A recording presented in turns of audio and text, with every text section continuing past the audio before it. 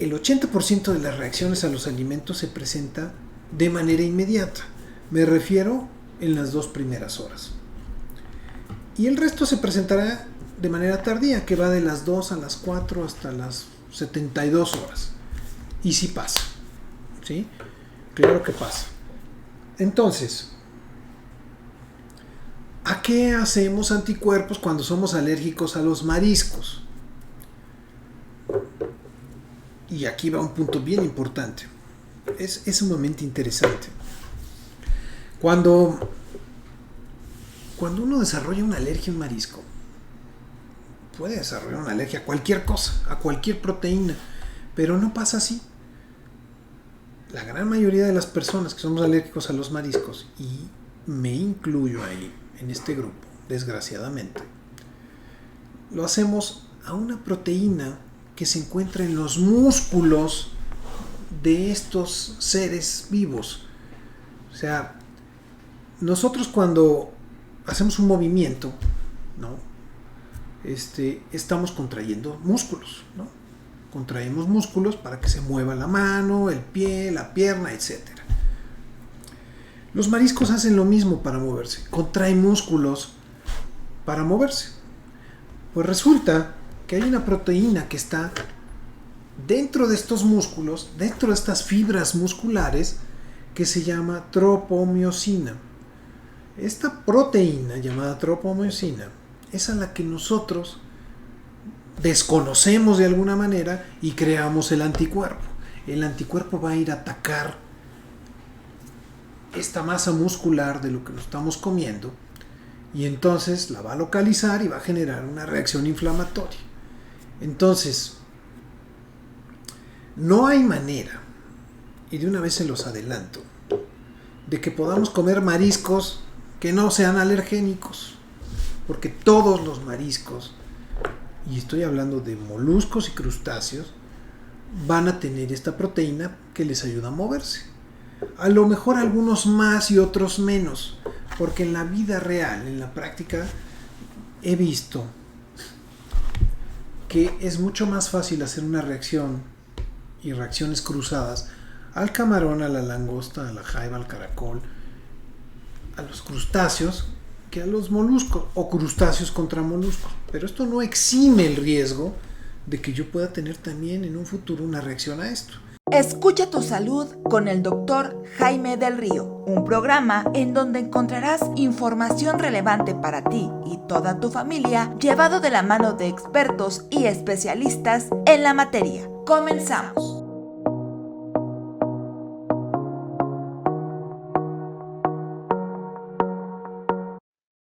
Hola, ¿qué tal amigos? Muy buenas tardes, bienvenidos al programa Escucha tu Salud con tu amigo el Dr. Jaime del Río. Qué gusto tenerlos aquí este martes 18 de julio, pasadas de las 5 de la tarde. Pues bueno, gracias por conectarse. Para todas aquellas personas que nos escuchan por la frecuencia de imperfecto.com.mx, qué gusto saludarles, qué gusto tenerles y gracias sobre todo por su permanencia. Para aquellas personas que también utilizan el Facebook Live y se conectan, también bienvenidos, gracias también por su preferencia, gracias por estar aquí, dedicar este espacio de tiempo para que platiquemos. Aquellas personas también que de manera asincrónica nos ven, nos escuchan por el YouTube, en el canal oficial del Dr. Jaime del Río, de Escucha tu Salud, bienvenidos. Y finalmente a los que por medio del Spotify, en los podcasts, en Spotify, en Google Play, Google Podcasts, en Anchor, en iHeartRadio, pues también nos escuchan de manera sincrónica. Repito, muchas gracias por su tiempo. Bien, pues el día de hoy es una semana especial porque prácticamente el 99% de los estudiantes de este país están de vacaciones. Y al estar de vacaciones también me refiero a los papás, porque pues bueno, la labor que hacemos no es nada sencillo, que incluye desde levantarlos, preparar el lunch, el desayuno, asistir en la cuestión del arreglo personal, el aseo y finalmente llevarlos al colegio y después recogerlos. Una gran labor sin duda que hacen los papás, las mamás con sus hijos, ¿no? Entonces pues llévensela tranquilo, levántese un poquito más tarde, porque caray como uno se levanta temprano, yo recuerdo que me puedo levantar 5:30 de la mañana y ahora pues puedo agarrar fácilmente 1 hora más, 1:30 más, sin ningún problema, sin ningún remordimiento, ¿no? En fin, disfruten sus vacaciones, van a ser unas vacaciones no tan largas, ¿no? La mayoría de los chicos estarán entrando en mediados de agosto y finales de agosto. Y bueno, pues qué decir de estas vacaciones, y qué esperar. Hemos tenido desde hace ya varias semanas mucho tema con el calor y con el cambio climático. Unas semanas llueve intensamente, se inunda, otras semanas hay un calor por el efecto del Niño, el calentamiento de las aguas costeras de todo el Pacífico particularmente. Acuérdense que hace un par de semanas este comité de la Organización Mundial de la Salud anunció que pues la Tierra había alcanzado un récord histórico en temperatura ambiental, ¿no? Y lo que hacen ellos es que toman el registro más bajo y el más alto y hacen unos promedios. Y resulta que además de que aumentó la temperatura más alta en la superficie del planeta Tierra, disminuyó la temperatura más baja. Entonces esto es lo que están constantemente monitorizando, y de esto es de lo que se habla cuando se dice que si la Tierra aumenta más de 2 grados su temperatura, vamos a empezar a tener daños catastróficos, o sea, sequías intensas, un montón de plagas, pestes, cosas increíbles. El aumento en varios centímetros, incluso ciudades que van a quedar por debajo del agua. ¿Por qué? Porque al derretirse el hielo de los polos, pues ciudades que están a nivel del mar o discretamente por debajo del nivel del mar van a quedar hundidas prácticamente, ¿no? Y ese es el caso de Nueva York, por ejemplo, es el caso de gran parte de lo que es la península de Baja California, por poner algunos ejemplos, ¿sí? Florida, alguna parte de la costa de los Estados Unidos del Pacífico, particularmente pues la parte de San Diego, Los Ángeles, sobre todo. Así que bueno, es un tema que yo quisiera que siguiera creando conciencia en los mandatarios de este país, y de este mundo, para que realmente hicieran acciones para revertir o para enlentecer el cambio climático. Y el cambio climático no solamente se trata de cuestiones del aumento de las temperaturas, sino que esto también conlleva a la aparición de nuevos brotes epidémicos. Quiero platicarles de un brote en particular que ha estado mucho en el tintero, en boga, y es de la gripe aviar. De la gripe aviar que ya conocemos, el H5N1 del virus de la influenza o de la gripe aviar, que hasta la fecha ha infectado millones de aves, y en el último reporte que publicaron, 22 especies y 7 seres humanos, de los cuales afortunadamente no se ha generado una epidemia. Estos seres humanos no han muerto, pero estamos hablando de estas mutaciones tan importantes que pueden llegarse a convertir en una nueva pandemia. O sea, recuerden que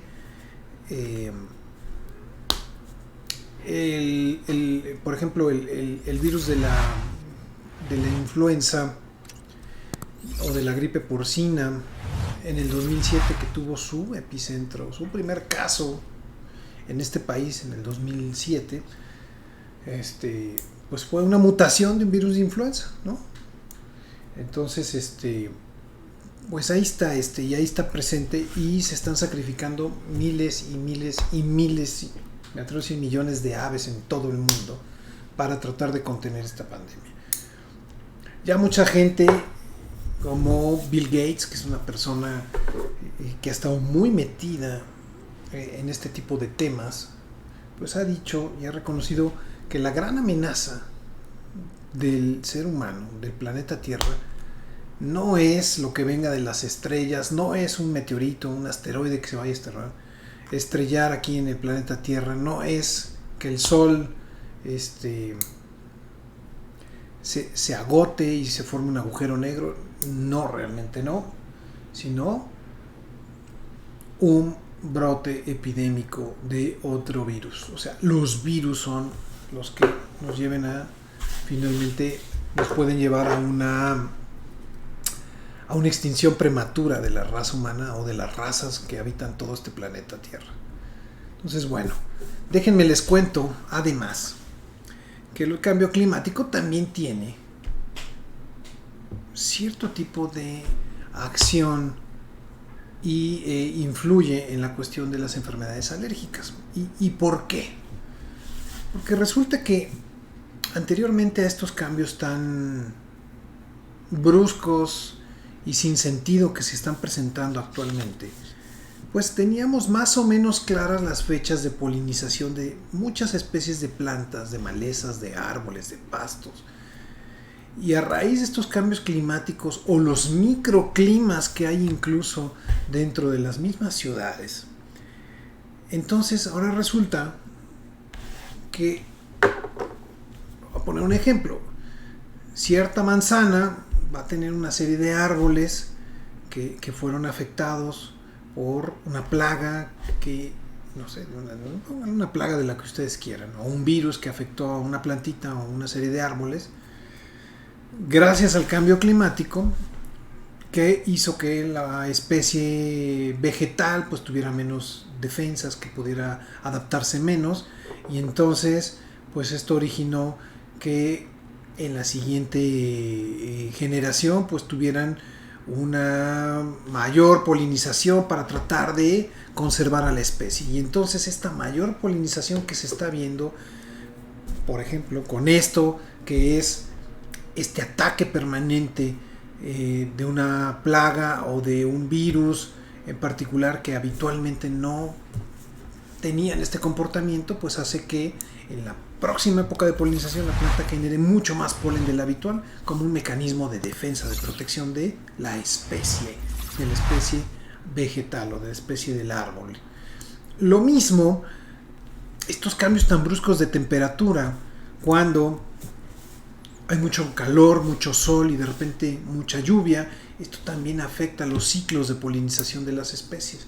Por lo tanto, ahora resulta más difícil tratar de pronosticar en qué época, en qué fechas se van a presentar los picos más altos de polinización. Y quién sabe qué vaya a pasar en el futuro, ¿no? Y desgraciadamente esto pues va a alterar todo el comportamiento de las enfermedades alérgicas.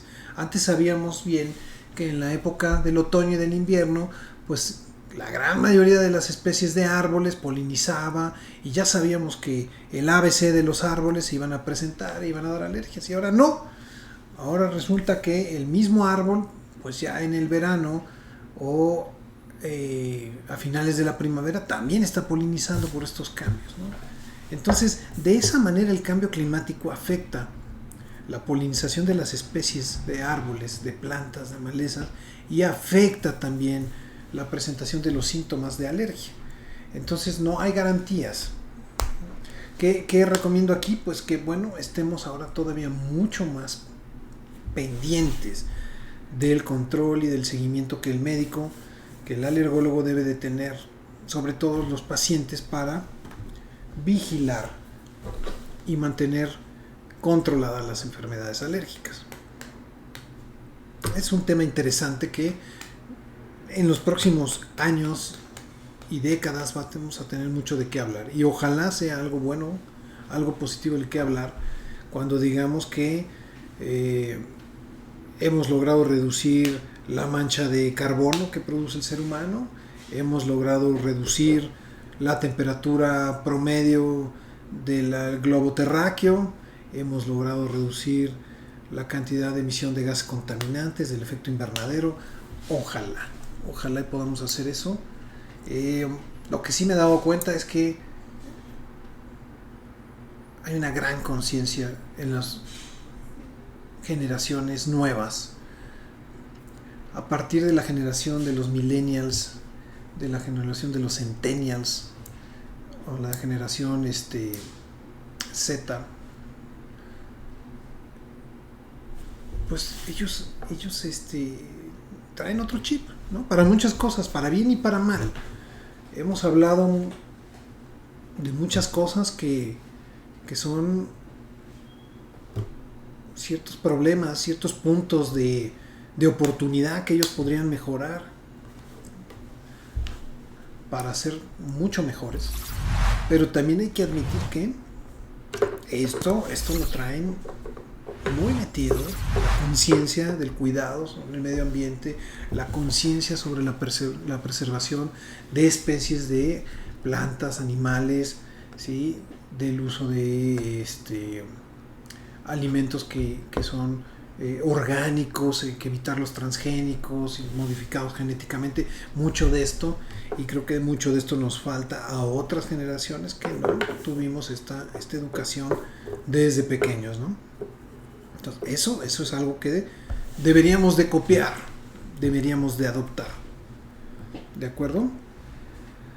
Bueno, ahora les quiero pedir que, ahora que van a estar en la playa, pues que se cuiden del sol. Hemos hablado mucho durante muchos programas, y por lo menos tenemos un par de programas donde hablamos del cuidado de la piel que debemos de tener para protegernos de los rayos ultravioleta. Los rayos ultravioleta pueden dañar seriamente la piel, pueden generar lesiones que pueden ser desde una simple quemadura de primer grado a un problema mucho mayor, una quemadura de segundo, de tercero, y a lesiones malignas o premalignas, todo por el simple hecho de estar abusando del sol. Cada vez el sol está más fuerte y cada vez debemos de cuidarnos más. ¿Cómo cuidarnos más? Pues bueno, sencillo, pues hay que usar medidas de barrera, ¿no? Sombreros, gorras, paraguas, todo eso que nos protege del sol.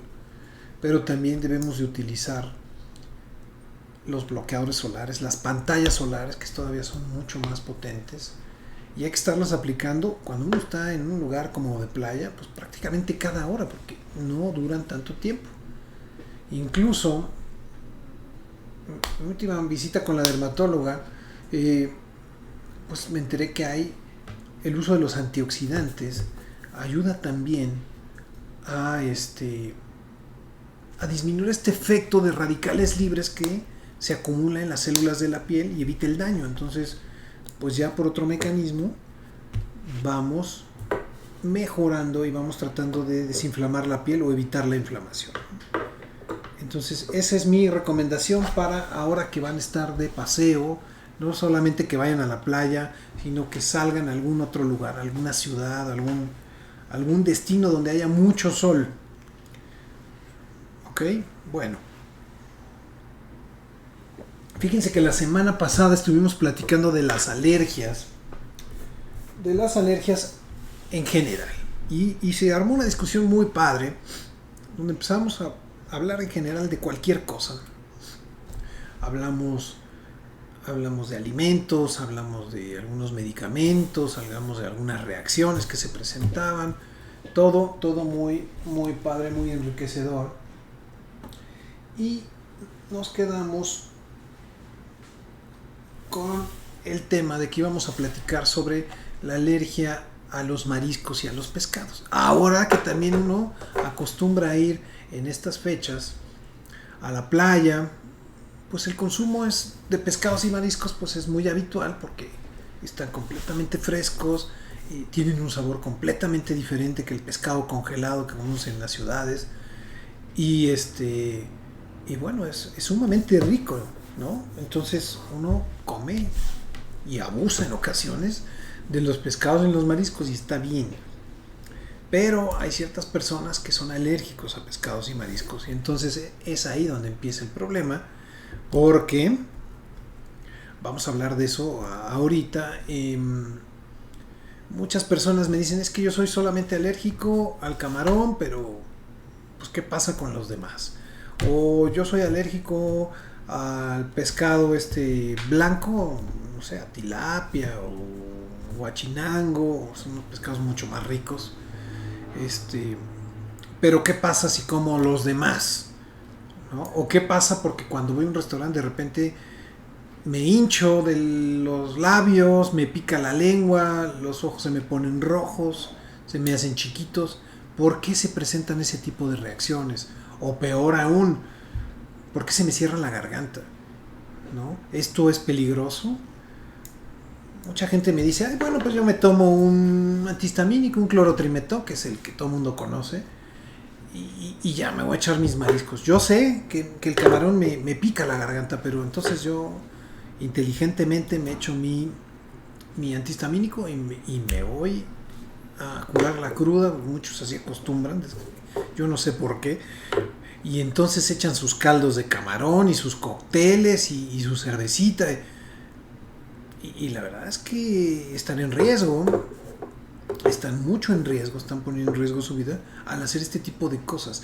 No por ir a comer el camarón o el caldo de camarón, sino que son esas personas que se saben que les genera ciertas reacciones el consumo de estos mariscos y creen que tomando una pastillita de un antihistamínico, pues ya no hay problema, todo está solucionado, ¿no? Entonces platiquemos de eso, manden también sus comentarios porque quiero que pues resolvamos muchas dudas, porque así como la que les comenté, hay muchas más dudas y hay algunas que yo ni siquiera me imagino, ¿no? Entonces miren, ¿qué les parece? Hablamos primero de los mariscos, ¿no?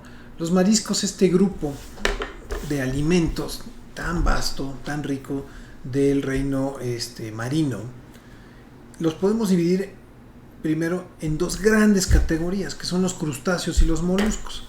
Los crustáceos y los moluscos, la única diferencia es que los crustáceos son aquellos que tienen una coraza o un caparazón o algo que los protege, ¿no? Por ejemplo, una jaiba, un camarón, una langosta, ¿qué más les gusta?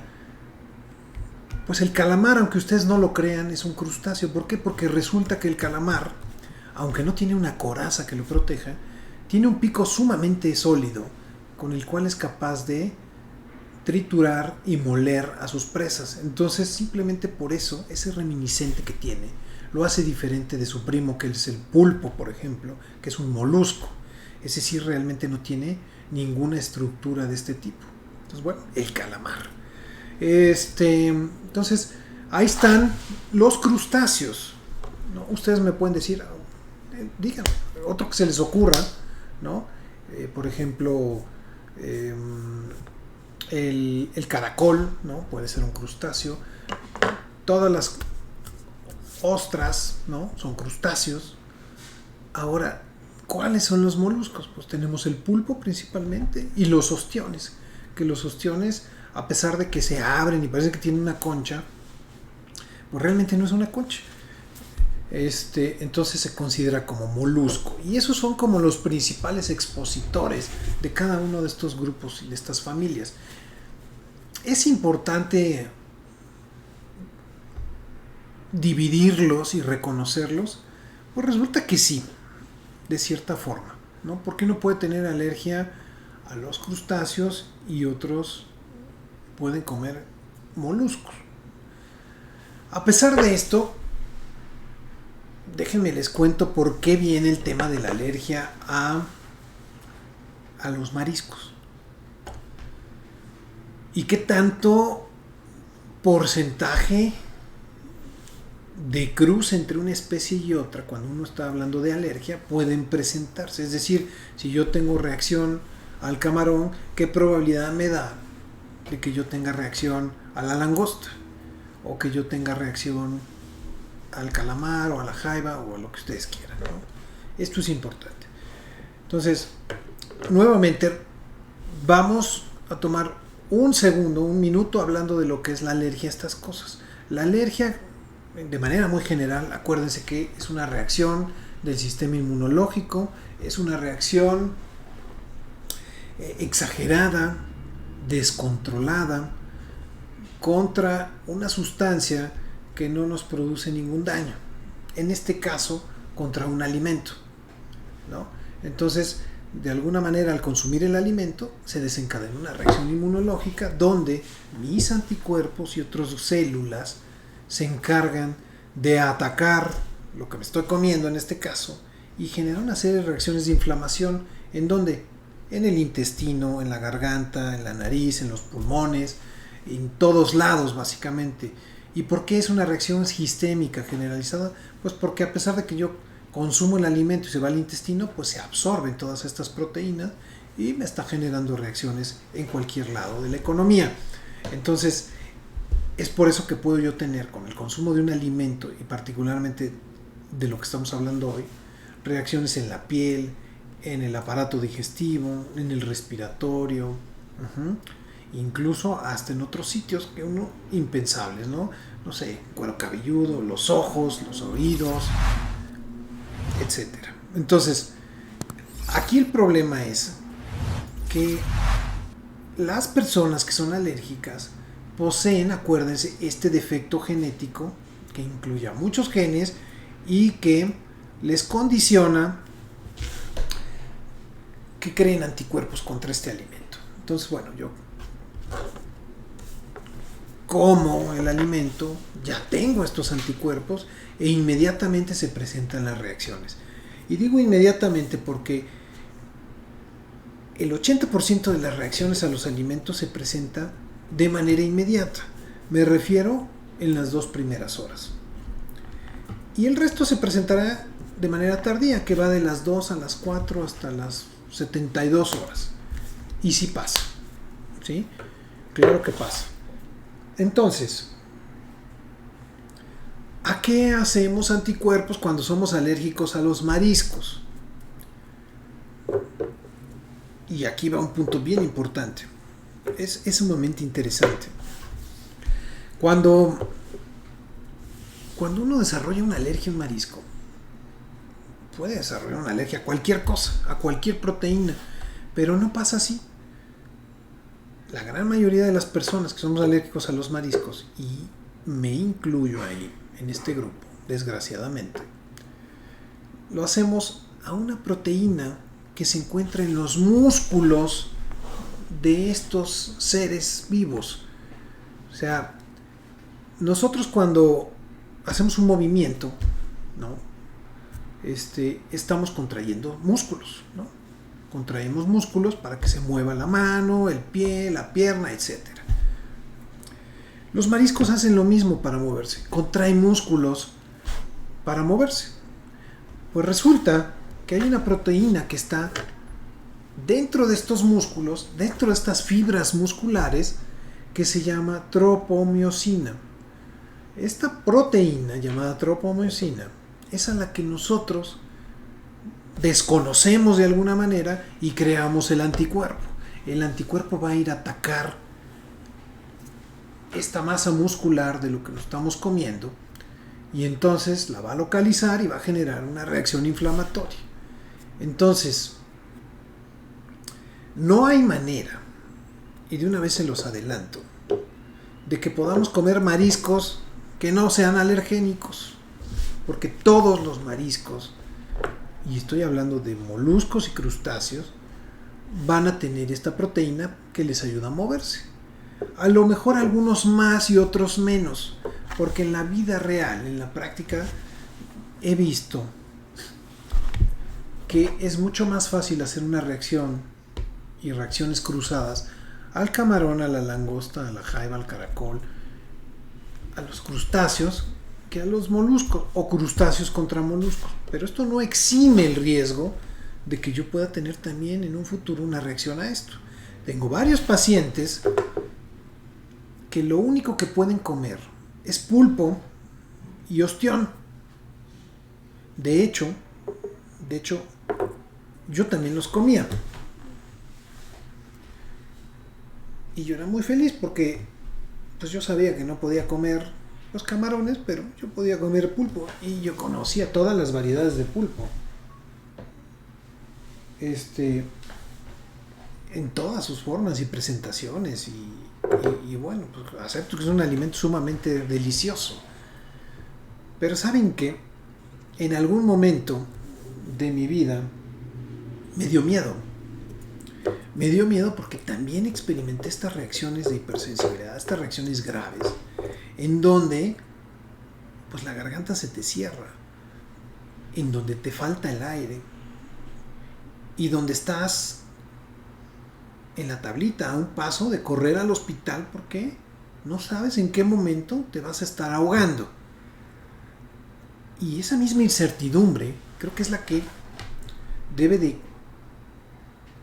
mandar y de privar para que tomemos una decisión inteligente en todas aquellas personas que no pueden comer mariscos porque saben que les cae mal, y no solamente echar los dados y dejarlo a la suerte o tomarme una pastillita con un antihistamínico porque, y esto lo digo muy claro, esto no va a bloquear y esto no va a evitar que nos dé una reacción de este tipo. Estas reacciones graves de alergia son conocidas como anafilaxia. Una anafilaxia es una reacción grave de alergia que pone en riesgo tu vida y que incluye, entre otras cosas, además del hinchazón de la cara, de los labios, de las manos, incluye la hinchazón de la garganta, de los bronquios, de la tráquea, la obstrucción parcial o total o muy importante de la vía respiratoria. Puede producir también una pérdida súbita de la presión arterial, o sea, un shock donde caemos como moscas muertas, y eso es todavía mucho más grave, ¿no? Entonces, mi recomendación, y se los pido de veras de manera muy sentida, que tengan mucho cuidado con esto, ¿ok? Durante muchos años he tratado de buscar, y no solamente yo, ¿no?, sino toda la gente que pues es alérgica a los mariscos, y muchos médicos y científicos, la manera de hacer que puedan consumir el alimento. Porque miren, cuando uno es alérgico a la leche, ¿no?, uno deja de comer la leche, los lácteos durante mucho tiempo, y el mismo cuerpo, el organismo, en el 99% de los casos, quizás hasta después de 15, 17 años, permite que uno lo pueda consumir. Lo mismo pasa con el huevo. Hasta el 95% de los pacientes alérgicos al huevo, después de mucho tiempo, y estoy hablando de 12, 15, 17 años, lo tolera. Si no totalmente, pues parcialmente. O por lo menos tolera el huevo horneado, o los huevos que son cocidos, y el huevo crudo o el semicrudo, como el huevo tibio o el estrellado, no, pero puede comer otros tipos de huevo. Pues esto no pasa, desgraciadamente, con los mariscos. Y no pasa porque esta proteína muscular, acuérdense, la tropomiosina, la proteína muscular de los mariscos, pues es sumamente estable al calor. Entonces, aunque uno tueste y haga carbón un camarón, va a seguir generando reacciones alérgicas. Es sumamente estable, y hasta el día de hoy no hay manera de tolerar los mariscos. Les voy a contar una anécdota que es frecuente. Hay mucha gente que viene a mi consultorio y me dice: yo era alérgico al camarón, pero ahora ya lo puedo comer y no me pasa nada. Entonces esto choca contra todo lo que hemos platicado, ¿cierto? Pues resulta que hay una explicación. Fíjense bien. El ácaro y las arañas y las cucarachas y el camarón comparten esta misma proteína que se llama tropomosina y que es la misma que utilizan para moverse, ¿no? Una cucaracha, un ácaro, una araña. Y en la evolución genética, pues se fueron haciendo diferentes ramas, ¿no? Y una rama se fue para cucaracha, una rama se fue para araña, una rama se fue para ácaro y una rama se fue para camarón, por ejemplo. Bueno, entonces, en esta evolución genética, esta proteína, que tiene diferentes nomenclaturas en cada una de estas especies, pues comparte la estructura fundamental. No es la misma en todos, pero la proteína estructuralmente se parece. Y entonces puede engañar al sistema inmunológico y decir, esta proteína es igual a esta, ¿no? Por ejemplo, aquí lo que pasa es que los que son alérgicos a los ácaros, no, estos animalitos microscópicos, microorganismos que viven con el ser humano, que se alimentan de las escamas de la piel y que están en donde hay mucho polvo, en cosas con plumas, en la cama, etc. Estos animalitos comparten esta estructura fundamental, ¿no? Esta proteína con el camarón. Y entonces yo soy alérgico al ácaro y cuando pruebo el camarón, pues confundo al sistema inmunológico y digo, este es ácaro también, entonces lo voy a atacar porque tengo este defecto genético, porque soy alérgico al ácaro y esto se parece. Entonces lo confundimos. Y entonces cada que coma camarón, pues me va a dar reacción. Pero resulta que yo, por ejemplo, después de 5 años o después de 10 años, me traté mi alergia, se me controló la alergia al ácaro, dejé de comer camarón 5 o 10 años o menos, y después volví a comer camarón y ya lo pude tolerar. Y el hecho es que lo que pasa es que este periodo de eliminación lo que logró hacer es que el sistema inmunológico se pusiera en orden, dejara de estar confundido, dejara de confundir a las proteínas del ácaro con las del camarón, y entonces uno ya pudiera comer camarón después. Esto se llega a presentar en más o menos el 20% de todos aquellos alérgicos al camarón, porque comparten esta alergia con el ácaro. La mayoría no, pero hay un grupo que sí. Y esos son los que después de un tiempo que no lo consumieron, lo van a consumir. ¿De acuerdo? Entonces, esto es una anécdota y esto es un tema importante. Ahora, déjenme les cuento de otra cosa que es importante también, de las pseudoalergias. ¿Ok? Hay gente que dice, que viene conmigo y me dice, es que comí mariscos y me enronché y mira cómo estoy, y terrible, y la comezón, ¿ya no los puedo volver a comer?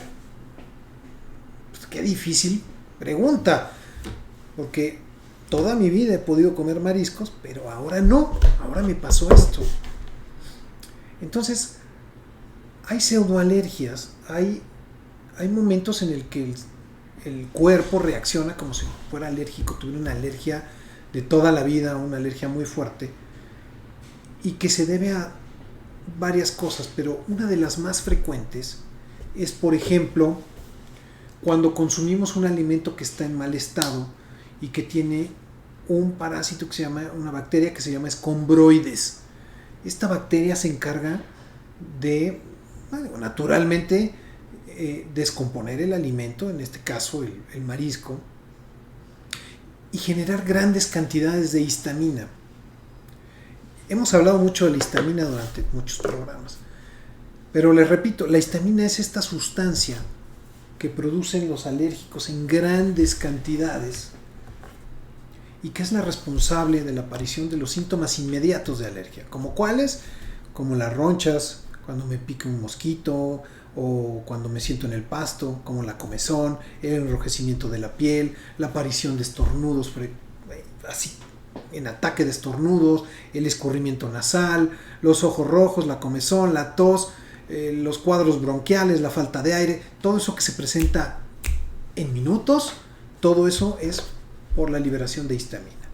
Y es por eso que desde los años 50 se empezaron en 1950 se crearon los primeros antihistamínicos, ¿sí? Antihistamínicos que ya ni existen muchos de ellos y otros que todavía tenemos, que venimos arrastrando desde los años 60 más o menos, como la clorfenamina, ese clorotrimetón. Y su primer objetivo, su primera función era bloquear la histamina, esta sustancia que genera las reacciones alérgicas, ¿no? Bueno, entonces, el escombroides, esta bacteria, crea grandes cantidades de histamina. Yo me como el marisco, me sabrá a lo mejor medio bien, medio mal, y de repente me enroncho y me da una reacción increíble, ¿no? Entonces hay que descartar eso. Otra cosa que hay que descartar es cuando un alimento, y en este caso estoy hablando de los mariscos o los pescados, están mucho tiempo refrigerados, ¿sí? Crean histidina, que es la forma inactiva de la histamina, ¿no? O sea, se empieza a acumular por la refrigeración. Y cuando uno lo come, se transforma en histamina y crea grandes también reacciones. Entonces, esa es la otra gran posibilidad. Cuando alguien toda su vida ha consumido mariscos y de repente un buen día, ¡bum!, se prendió, ¿no? Entonces, ¿qué es lo que hay que hacer ahí? Pues bueno, efectivamente ir a buscar que no existan los anticuerpos que se encargan de hacer la alergia. Y en todo caso podremos dar por bueno que el paciente no es alérgico, sino que tuvo una reacción pseudoalérgica. ¿De acuerdo? Hay otros alimentos también, no solamente los mariscos y los pescados, que también tienen grandes cantidades de histamina en su pulpa o en su masa muscular, ¿no? O, por ejemplo, las fresas, el chocolate, las semillas como el cacahuate, los frutos secos, ¿okay? Todos estos pueden generarme un buen día una reacción así alérgica o pseudoalérgica, que es el término correcto, con ronchas, con hinchazón, con los mismos síntomas, ¿no? Entonces, esto es importante que ustedes lo sepan, ¿no? Por lo tanto, pues la alergia a los mariscos es un tema que da mucho de qué hablar, da mucha incertidumbre. Hay que tenerle mucho respeto a esto. Si uno tiene dudas que tiene alergia a esto, debe de buscar asistencia médica, a alguien que aconseje y que nos guíe en el qué voy a comer y qué no voy a comer y cómo lo voy a comer. Porque en los casos graves me la estoy jugando. Entonces, yo les recomiendo eso. Que busquen ayuda antes de que hagan cualquier cosa, que no se confíen en que tomar un antihistamínico les va a proteger, que es su salvación. Y porque cuando realmente uno es alérgico a una de estas cosas, pues la vida cambia un poco, ¿no? Por ejemplo, pues debe tener mucho cuidado, porque la contaminación de los alimentos, cuando va a un restaurante, yo les puedo decir mi experiencia personal, ¿no? O sea, ir a una plancha, ¿no?, de comida, ¿qué les gusta?, japonesa. Pues es un rollo, porque la plancha tiene que estar limpia, debe estar libre de marisco, no puedes poner en la misma plancha mariscos y carnes de aves o de res, Pues porque se contaminan con el jugo que escurren. No puedes manipular con los mismos instrumentos el marisco y luego pasarte al otro lado, ¿no? Lo mismo pasa con el sushi. O sea, tú vas al sushi y pues, con el mismo cuchillo te cortan todo. Es una contaminación increíble. O el aceite que utilizan para freír todo lo que hay en un sushi, en uno de estos restaurantes de comida japonesa, pues es exactamente el mismo, ¿no? O sea, difícilmente te lo cambian.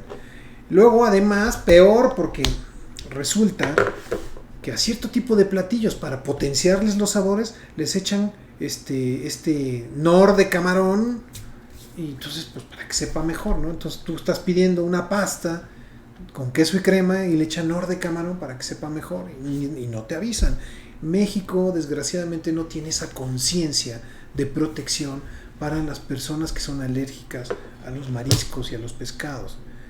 Ya cada vez hay más conciencia y ya en muchos lugares lo primero que te preguntan es: ¿eres alérgico a esto? ¿A esto? ¿A qué eres alérgico? Entonces eso ya es un gran avance, ¿no?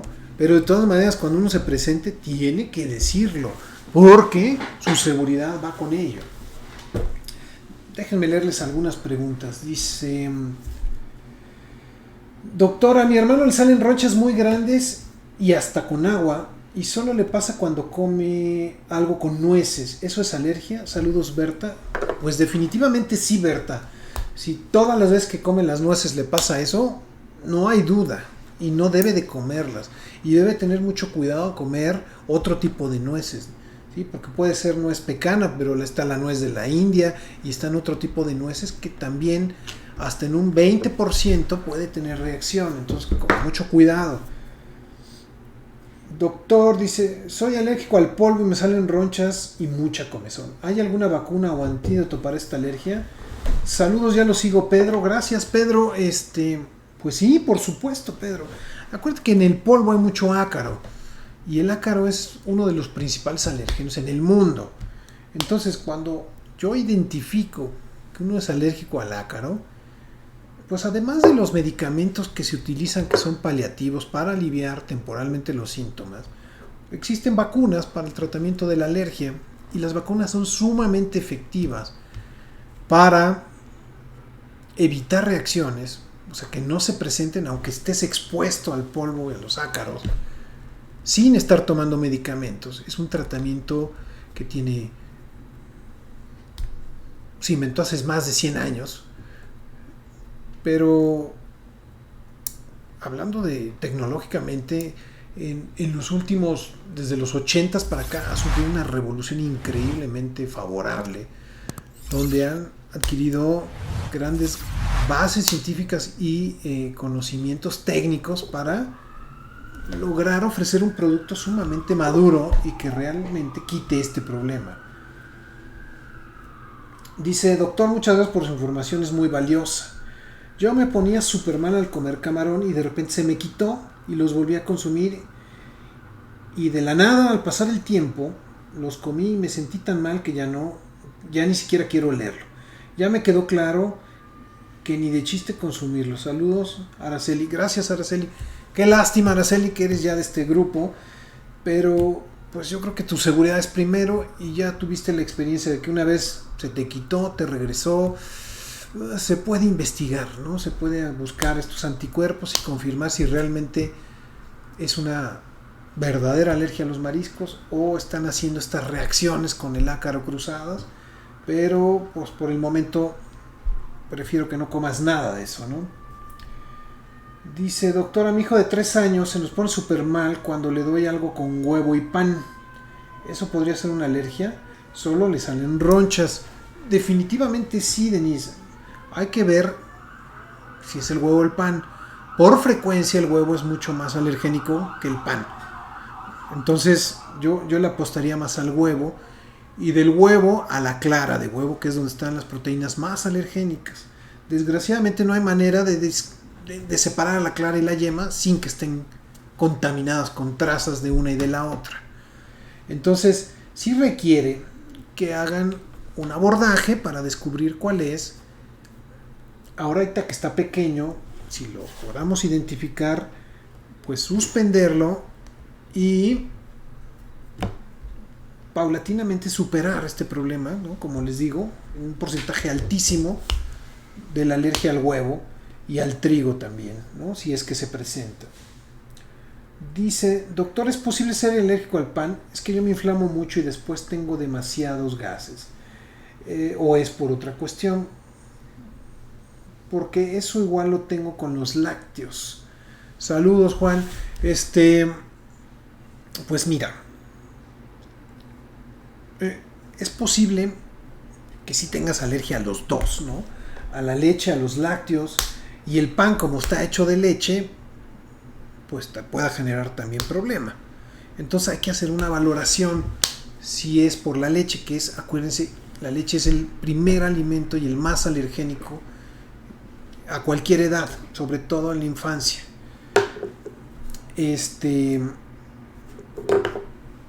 Ahora, el trigo, hablando del pan, también da alergia y es del grupo de los 5 que dan alergia. Entonces hay que investigar cuál es. Y si no es una alergia, busquemos también si no se trata simplemente de una colitis, ¿no? Una colitis crónica. Y a lo mejor una de las claves es que esto pase no solamente con pan y leche, sino con otros alimentos. Si ese es el caso, pensaría más en una colitis que en una alergia. Pero si solamente es exclusivo de estos dos, la balanza se inclina más hacia un tema de alergia, ¿no? Dice, doctor, yo literal con el olor de los mariscos me siento súper mal. No sé si ya son figuraciones mías, pero mejor ya en casa no se cocina con esto. Saludos y gracias por sus valiosos temas, Cecilia. Gracias, Ceci. Pues no es imaginación. Les cuento otra anécdota muy buena.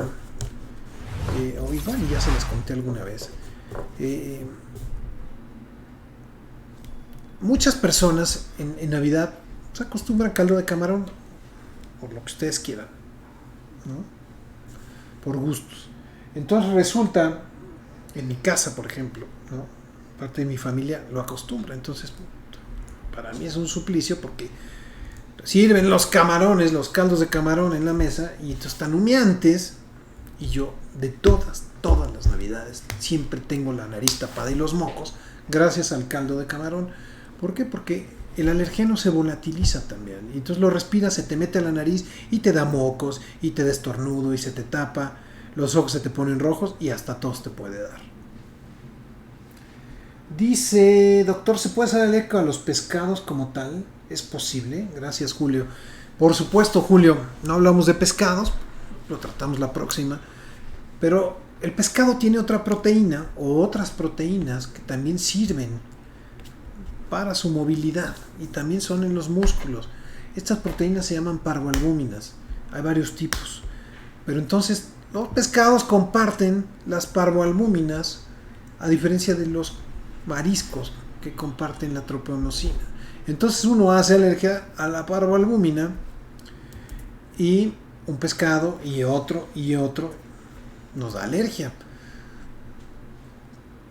Hay 3 tipos fundamentales de pescado, ¿no? El pescado que es rosado, que prácticamente es el salmón. El pescado que es blanco, aquí hay varios, guachinango, tilapia, el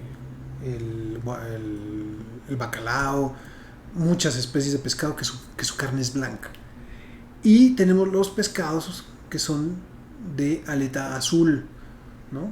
Como el atún principalmente, como el cazón, por ejemplo, ¿sí?